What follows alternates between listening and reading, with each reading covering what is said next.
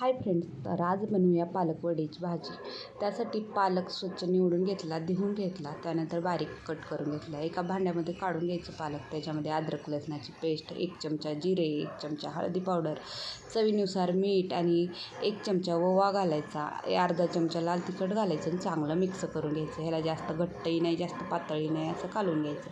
त्यानंतर लगेचच गॅसवर कढई ठेवली, त्याच्यात ग्लासभर पाणी घातलं. पाण्याला उकळी आली की त्याच्यामध्ये चाळण ठेवायची. चाळणीला तेल लावून घ्यायचं आणि मीडियम साईजचे वडे करून घ्यायचे. आता वडे करून झाल्यानंतर ताट झाकून एक 10 मिनटं याला छान असं वाफवून घ्यायचं.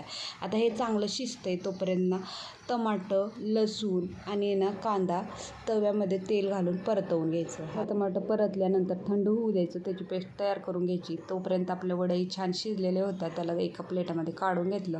लगेच तवा ठेवला, चमच्यावर तेल घातलं. तेल गरम झाल्यानंतर वडे चांगले परतवून घेतले. लगेचच गॅसवर कढई ठेवायची.